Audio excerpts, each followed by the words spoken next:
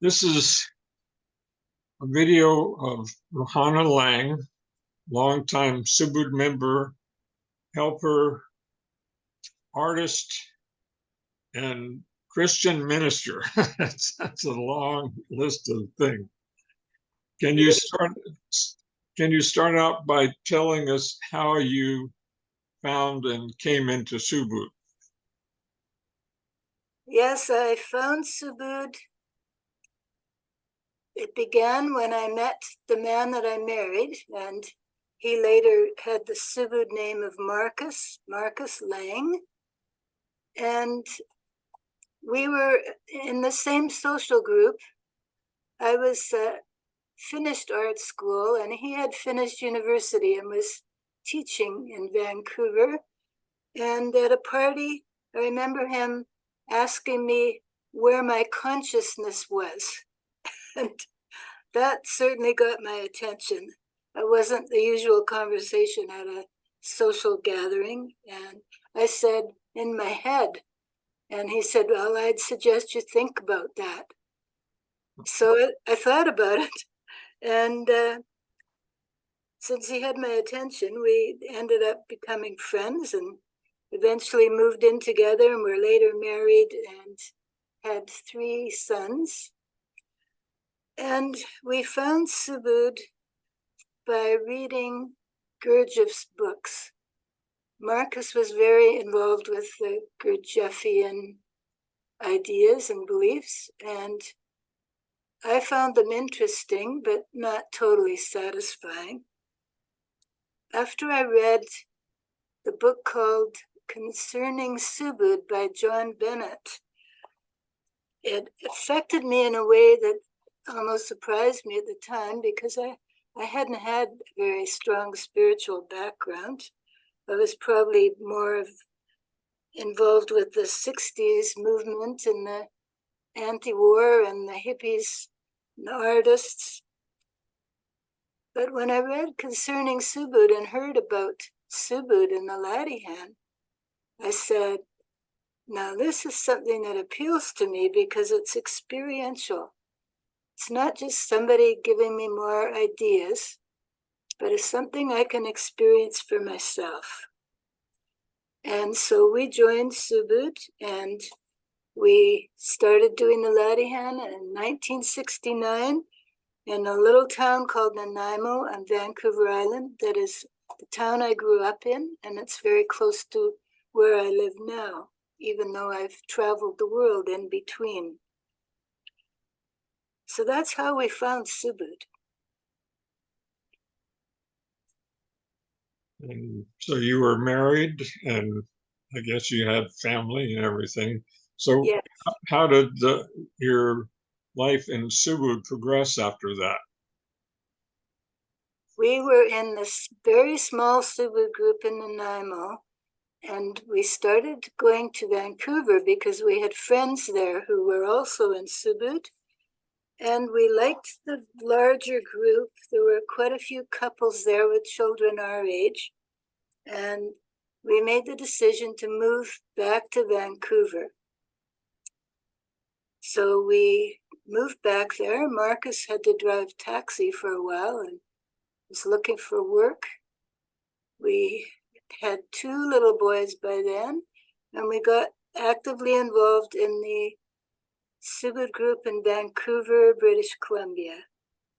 And it was in that group that I first became a local helper and got some experience in sharing the Ladihan with others, being part of a group of Subud members, and part of a project that we had in Fraser Valley nearby, where a number of people bought into a large piece of land where we had gardens in the summer and a building where we gathered and worked together. Our children played together, and the project was called Sinar Yutama, and it was a big part of our lives for a number of years. So have you had much contact with Bapak over the years? Yes, I was able to meet Bapak when he came to Vancouver to the Blue Boy Hotel I believe it was 1970, a year after we were opened. And I remember everything felt quite magical. All the colors seemed bright, the energy was intense, and it made a big impression on me. And then I compared it later. The next time I saw him, it was more real, more what I'm used to. Everybody seemed fairly normal again, which was an interesting contrast. So I always remember that first time meeting him and his family, and how it affected me in a rather unusual way. Have you had any kind of like spiritual experiences related to Bapak, or just in general that you could relate?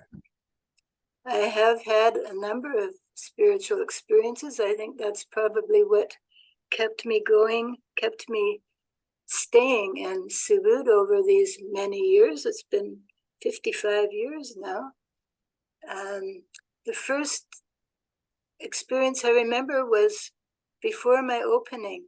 In those days, we used to sit outside the laddie hen, and I was sitting outside. It was a small group. I think there were only 2 or 3 women doing laddie hen. And during their laddie hen, while I was in the other room, I had an experience of my inner body expanding beyond the bounds of my physical body. I felt as though my head was going through the ceiling and my arms through the walls and my feet through the floor, something like an Alice in Wonderland experience. And it scared the heck out of me because I had never had many experiences like that, and I hadn't even read a lot about them that time.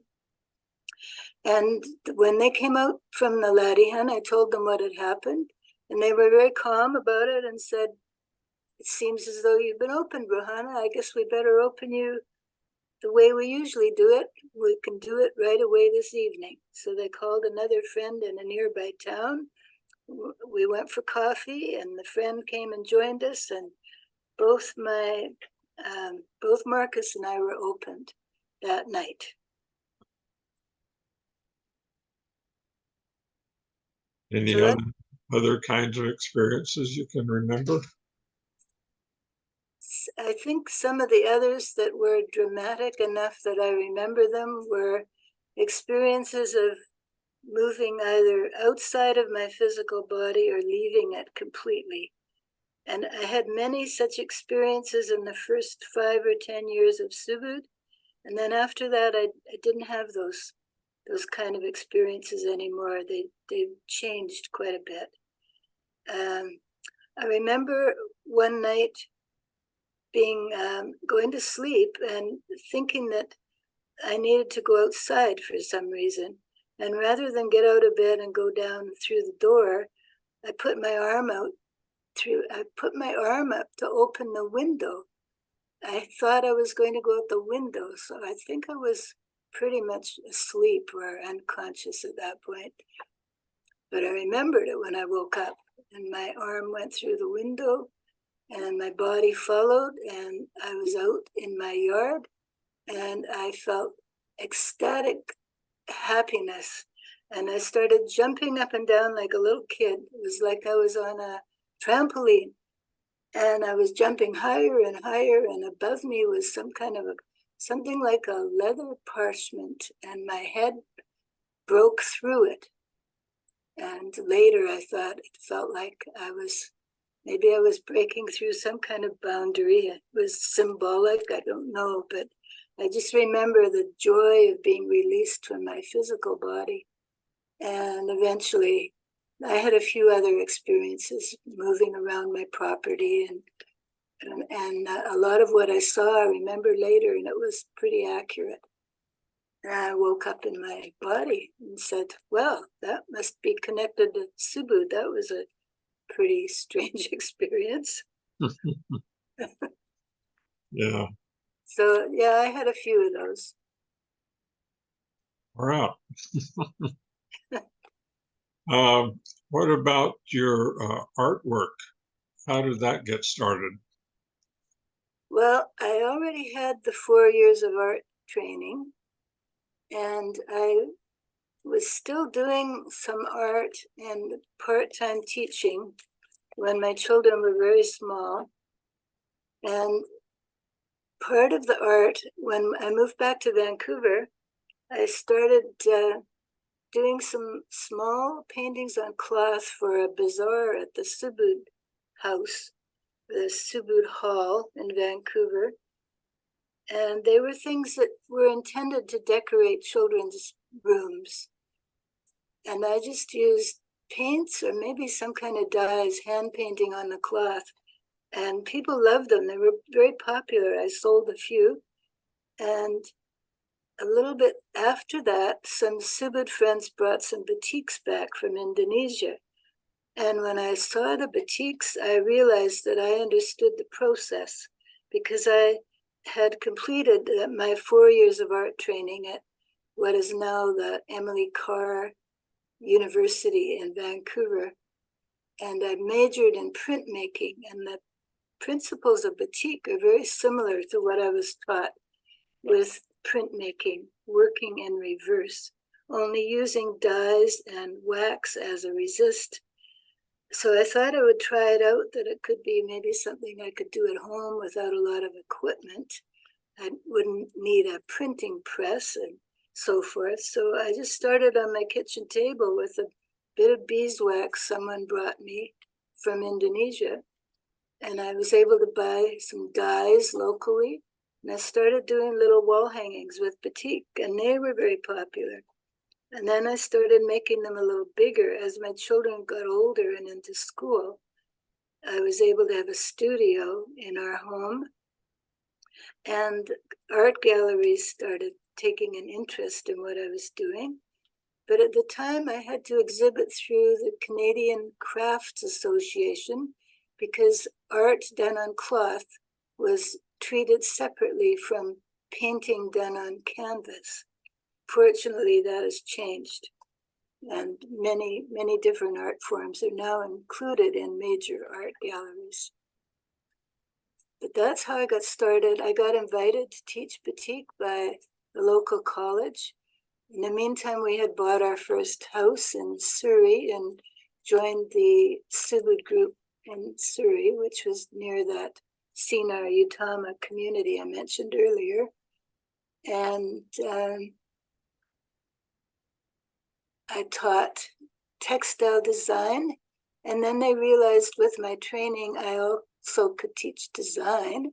And then an opening came up. They needed a drawing teacher, and so I was able to teach drawing. And looking back on it later, it all just unfolded without my planning it. So my art career developed gradually, step by step, without me planning it ahead of time. And it continued, well, even today, now I'm 81 and I'm slowing down. And mostly I just paint for my own enjoyment. And I have 3 local galleries I exhibit in. I don't do any teaching anymore, but I still continue to find time to do some painting. So what about your work in Subud as a helper? Seems you have been doing that on different levels, national, international. Can you talk a little bit about that? Yes, I started by doing the local helper work. One thing I would say at the beginning is I've realized now that it's all helper work. It's just different. And they all take different skills, all the types of helper work. The local helper work is can be quite demanding if it's a larger group, and it really needs a lot of patience and understanding and wisdom, if possible, bringing in new members and helping them to experience the Ladihan and help them to bring it into their daily lives and get involved in their Subud group if possible. After doing that for a few years, during testing, I was tested in to be a regional helper, where I traveled in BC. By that time, my children were older, and they would have to be with their dad or with their grandparents or with other Subud members if I had to be overnight. I didn't travel that far as a regional helper because the region in the west is mostly around the area of Vancouver and Vancouver Island. We didn't have many members in Alberta or other provinces at that time. I did that role with Mahmoud Nesman for 4 years, and we got used to working together as a team. And then we tested in later as national helpers and worked together, traveling mostly between Western and Eastern Canada, because there are not many members in the middle. Subud Canada has almost been like two different countries in a way, with the French Canadian in the east and a big gulf, many, many miles between the west and the east. But we would try to be there at least once a year and visit all the groups in the east, and we'd have Eastern national helpers that would come to the west at least once a year, maybe more often for specific congresses or meetings. When I attended the World Congress in Bali, I had done all those helper roles, and by then my children were older, and I tested to be an international helper, and it was positive. And so I started fulfilling that helper role in 2001. From 2001 to 2005, I was working at that time as a minister, and I can go back over that later. But during that 4 years, it was one of the most interesting parts of my life, being able to travel in North and South America, a few trips to Europe and Indonesia, a lot of international travel in that 4 years. Meeting Subud members from all over the world, many fascinating people. We have some incredible members worldwide. We have a lot of troubled members as well. I always tell new members, if they get an opportunity to travel, they will have a much broader understanding of Subud and Subud members by being able to do that. So I continued on in that role after 2 years of doing that and working part-time, using all my holiday time to travel.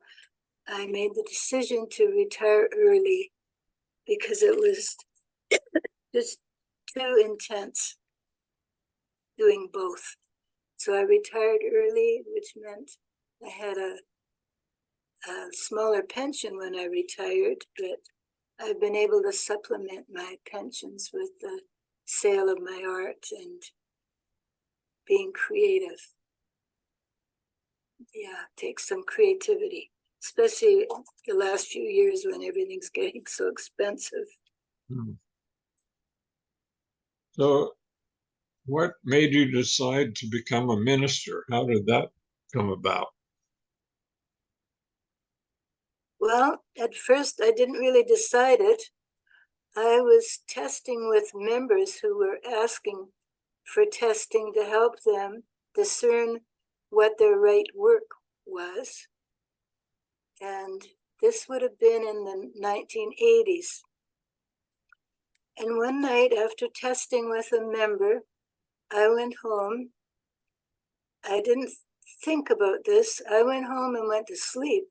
In the middle of the night, I heard a voice. It said, "Rohana, you are supposed to be a Christian minister." And I heard it. I woke up. I thought about it. I went back to sleep, and I said, "I don't want to be a Christian minister. Thank you. Thank you very much. But I don't know where this voice is coming from, but it's not something I've ever thought of doing." but it didn't go away. And my dreams were full of images of holy books, of being in front of speaking to people, of caring about people, aspects of life that I had never been fully involved in, maybe a little as a teacher. So I was attending a very liberal, inclusive church in Canada. I went there in the beginning so that my children could have some exposure to a religion, and Christianity was the closest at the time. And I talked to the minister and told him about some of my experiences, and he said, well, it would be a challenge when you've got your 3 children are still young, still in, 2 of them were almost finished elementary school, and the one was a little younger. He suggested that I go to the theology school in Vancouver and take a course and see how it felt, which seemed like pretty good advice to me. And we were living at Salt Spring at the time, and I was still going over to Vancouver to teach a couple of courses to supplement our income. That's when we had a business selling my art. So I took a course at the Vancouver School of Theology, and I absolutely loved it. I found it fascinating. And when I was younger, I'd always wanted to go to university, but in those days, I don't think there were even student loans. I finished high school in 1960. I would have loved to have gone to university, but I went to art school because it was affordable and doable, and I was able to do it. I had good marks in art. But being in more academic studies, as I was at the end, Vancouver School of Theology has a very high academic standard. And I was studying the history of world religions. I was able to be in a Christian Buddhist course and dialogue, and there were conferences at the time. The World Council of Churches met in Vancouver. Coincidentally, there were people there from many different countries and different denominations. I learned that Christianity is so much broader than anything I had experienced when I was young. And I especially appreciated my professors and my classmates. And I continued taking courses, and eventually I enrolled. I moved into housing with my sons. My husband at the time, Marcus, did not want to be on that journey with us. And so our marriage fell apart. And we lived at the university, and I got my master's degree, and then I was sent to a little town in British Columbia for my first job. My older 2 stayed with their dad in Vancouver, because even though we were divorced, we were still both in the children's lives. And my youngest went with me to that little town. He loved it, and then after 2 years there, I was able to get a job in a bigger church in Vancouver. And my middle son came to live with us. And by then, our oldest son was finished high school and working part-time and started venturing out on his own more. And I continued in ministry for about 15 years full-time. And after I retired and was international helper, I bought a property in Gabriola and developed an art studio there, went back to being an artist, and was able to continue with part-time church work. And then the minister left, and they asked me to fill in. So I filled in as a minister there for 2 years. It wasn't full-time, so I was still able to do some art. So I ended up having about 17 years in ministry, and then back to art. And now I've been retired for almost 20 years, and I've been doing art again. Not very much ministry, but lots of Subud work. That always seems to continue. Back being a national helper again, doing some travel and helping locally. We don't have many helpers now in Vancouver Island, so I've been helping open a few members. Yeah. So it's been an active 55 years in Subud. So we only have a few minutes left, but is there anything else you would like to say or pass on? Well, I think like many of us, I feel some regret that there aren't more younger people coming into Subud. And I am, as a national helper, now part of a process where we are trying to make information about Subud more accessible to people that might be interested. And that's giving me some hope. And we've recently opened 3 new members where I live. And they are more mature people. I very seldom meet younger people who are interested in Subud, but I feel hopeful that since COVID, with so many challenges in the world now, with war, again, 2 major wars, global warming, people are looking for a deeper understanding of the meaning of life. And not all the practices that are out there are still as attractive as they were in the 70s and 80s, because there are many spiritual practices, but I'm finding a little more interest now in Subud. And I have experienced that it is a gift of grace for the world. And I would be happier if I knew that there were going to be enough people across the world to continue doing the Ladihan to make a difference in the state of the world. Not that there aren't many other things also making a difference, but I'd like Subud to be one of them. Well, I have no more questions, but thank you for doing this. I appreciate it. Thank you for inviting me. I hope I was articulate enough that people will understand where I'm coming from. Okay. Thank you. I'm going to stop the recording. Okay, thanks, Rockman.